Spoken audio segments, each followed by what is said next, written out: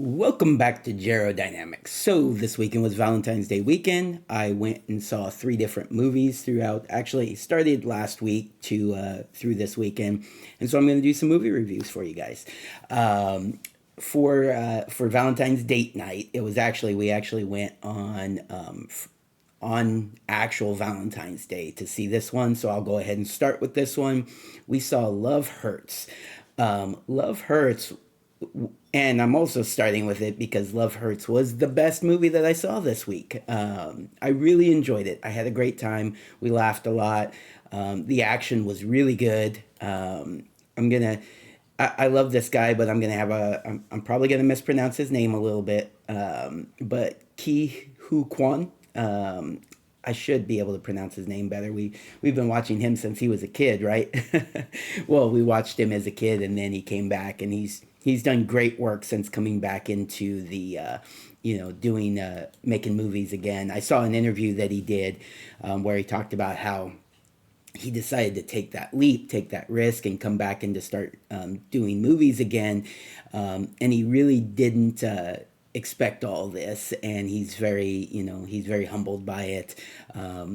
He's just a fun guy. I think he seems like a good guy, and I just enjoy watching his work. This movie just was perfect because so after he was a child actor, he did fight choreography. In this movie, definitely took advantage of that. His skills are actually pretty darn good. I could definitely see him having a string of movies where he is the where he's fighting, but probably more comedy action, which I really enjoyed from him. It was great. If you don't know who he is the kid from the Goonies. He played Data in the Goonies. He was in Indiana Jones. He was Short Round in Indiana Jones and the Temple of Doom. And then more recently, you'd know him from Everything Everywhere All at Once, which he gave an amazing performance in. Really, really enjoyed his performance in that movie. And so, actually, even maybe even more well known recently, he was in the Loki season two. Let me go find his character's name on that. I'm forgetting it off the top of my head. In Loki, he was OB. His actual name was AD Doug PhD, but he would go by OB in the world out, in their little area that they had. Yeah, he was great in Loki. He's great in this movie. He was really, really good in Everything Everywhere All at Once, and I've just been really enjoying his work. And if you look at his IMDb, his last movie was 1997. He did a couple of things or he did one thing in 2002, and then he started going again in 2021, and has just been doing really well for himself. So, anyways, that's my whole section dedicated to him. He's great in this. The other main actress is Ariana DeBose, plays Rose Carlisle. Oh, Key plays Marvin Gable. It's a pseudonym. That's not his real name, I don't think. He just adopted it to. Oh no, that is his actual real name because his brother's name is Alvin Gable. That's fun. All right, so Marvin Gable. Rose Carlisle is played by Ariana DeBose. Where do we know her from? She was in West Side Story. She was in Argyle. That's where I remember her from. And she was just in Craven the Hunter, Calypso, in Craven the Hunter. So it looks like her career is taken off. She's doing some good stuff here. She was good in this film as well. Then let's see. Next, they're going to jump to Mustafa Shakir as the Raven. I'm not sure if I would classify him as the third lead, but he is so good in this. What do we know him from? Because I want to know, because I want to go check out his other stuff. He was in the Luke Cage series, John Bushmaster McIver.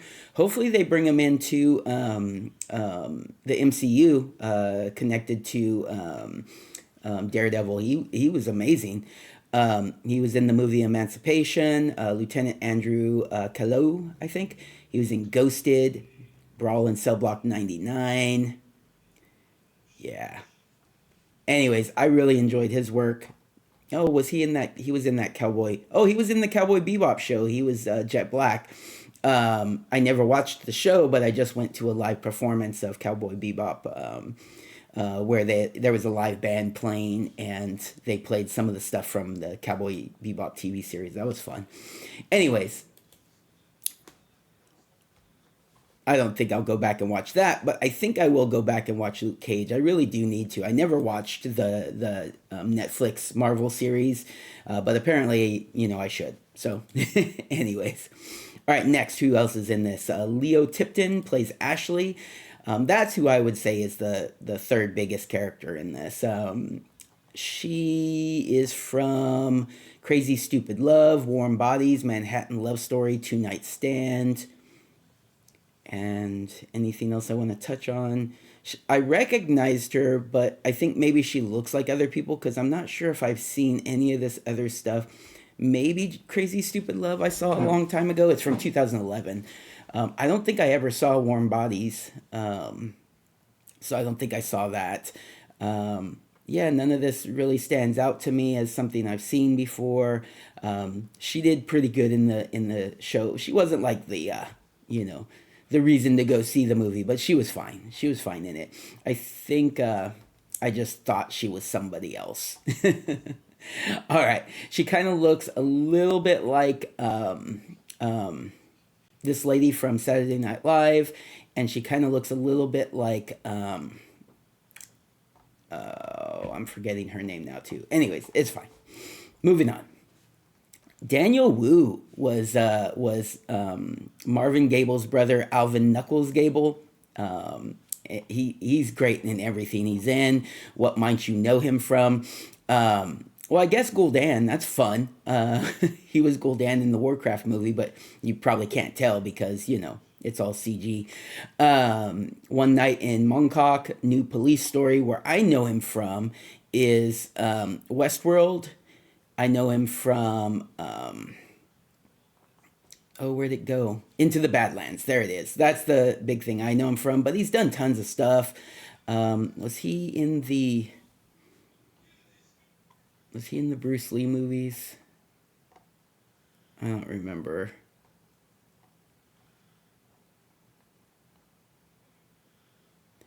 Trying to find them. I think they were older.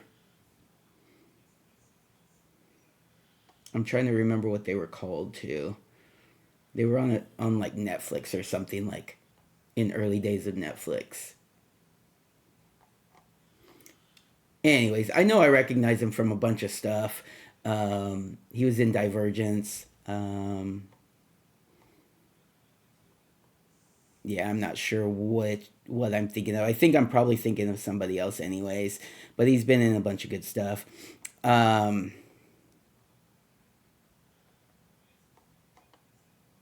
Geostorm. I remember him from Geostorm. He was in Tomb Raider.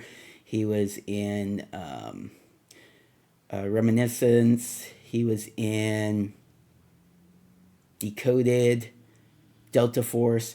All right. So, anyways, I enjoy his work. He's good. But Into the Badlands. In fact, that reminds me. I don't think I ever watched the last season. I think I wasn't able to watch the last season. I should go back and do that. All right, let's see here. I'll touch on a few other people. Oh, you know what? Yeah. So okay. So Marshawn Lynch is in this as one of the assassins, and holy crap, did he surprise me with his abilities here. I want to see if he's been in anything else. If you don't know who I'm talking about, Marshawn Lynch was an NFL player. Played for a couple different teams, well known for being on the Seahawks and the Raiders. But he's played for a number of teams, I believe. I think it looks like he started out with the Tampa Bay Buccaneers.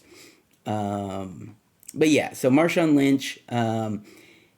Let's see, what have you done? Oh my goodness, you've done like 18 things. Is it?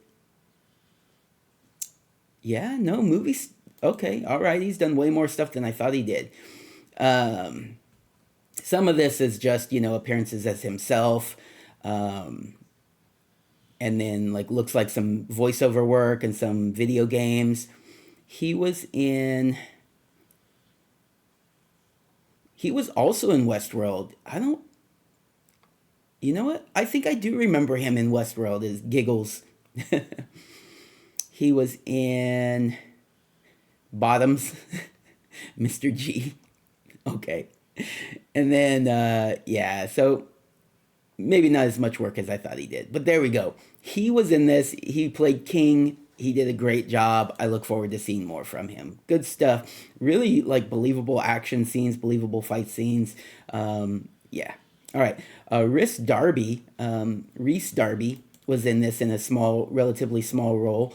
Um, you might know him from Flight of the Concords. You might know him. He does a lot of voice work too. Let's see. Jumanji. He's the new host of like Jumanji when they go in and they meet the first guy and the guy that like takes them out when they like finish the new Jumanji movies. All right. Anyways, who else? Oh yeah. Um, Sean Astin makes is in a couple of scenes in this. Plays Marvin Gable's boss and friend and mentor Cliff Cusack, and of course Sean Astin and Ki Hu Kwan were in Goonies together, so that was a lot of fun. Me and the girlfriend really enjoyed seeing that scene and they were hugging, and there was a lot of like it felt. Meta stuff in there where it's like this is like kind of playing on real world stuff. They also had Drew Scott. So one of the Property Brothers played a real estate agent, so that was fun. Had a memorable scene. You'll know what I'm talking about when you see it. Drew Scott is one of the twins. Well, I think they're twins from Property Brothers. Um, Anyways, I didn't know he was doing stuff. Let's see, has he done anything else?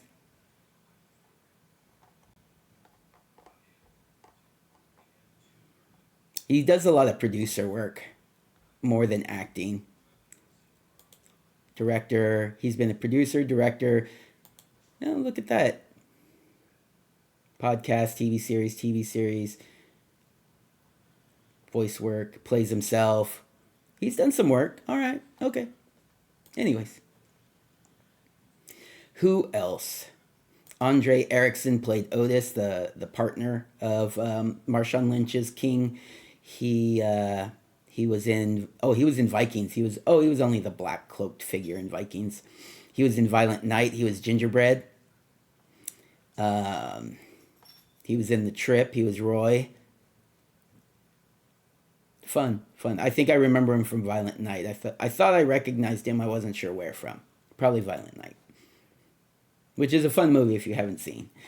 Let's see. Anybody else I want to touch on? There's tons of like smaller like parts in this movie, so a bunch of people I could touch on, but I think I will end on that note. Oh, you know what? Cam Gigon Gigondet plays Rennie Merlot.